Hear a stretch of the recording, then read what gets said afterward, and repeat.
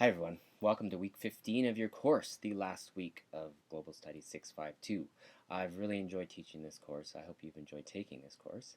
In this last week, I really just wanted to give you an opportunity to share some thoughts on what your favorite parts of the course were, or what your big take-home points were. And you can do that in the discussion forum this week. But before doing so, I just wanted to quickly summarize what we've covered. If you recall, the purpose of this course was really to critically evaluate global capitalism and its implications for democracy and justice at the global, regional, and local scale. And there were a number of overarching questions that structured the course.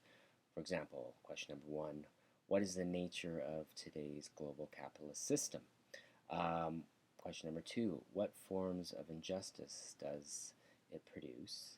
Three, what form of democracy has evolved with it?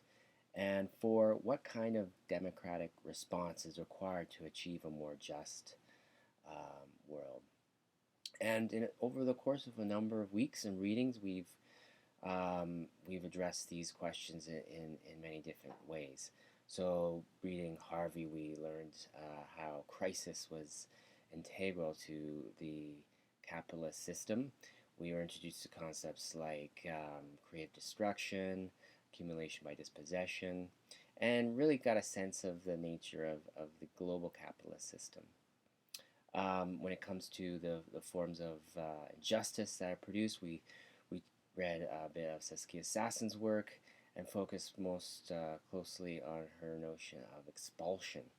And we can really take this idea of expulsion as an exemplary of injustice in the world today.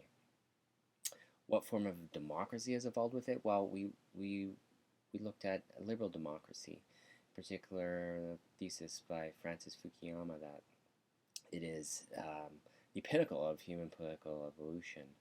And liberal democracy is a form of political organization that has evolved with the global capitalist system.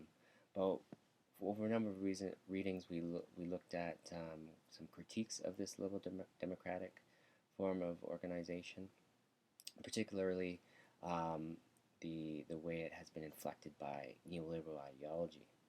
And when it comes to what kind of democratic response is required, Mark Purcell was really our guide in this regard and introduced us to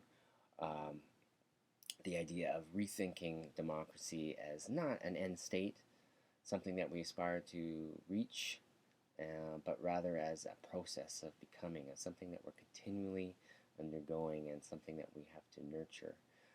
Purcell was a big proponent of Henry Lefebvre's idea of transduction, and this is a concept that I think is really useful for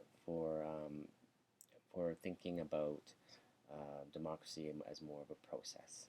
So I've just briefly touched on a handful of ideas, but there were many more that we covered, many great ideas that were contributed by you in the discussion forums. So what I'd like you to do this week, I know you're busy working on your final essays, so I'd like to just keep it simple. I really am interested in what your biggest take-home point was, or what ideas you appreciated most in terms of this course and the questions I've listed here. So, if you have questions about your final research essays, please, by all means, email me or call me, and I look forward to reading your papers and your contributions to this week's discussion. Thank you.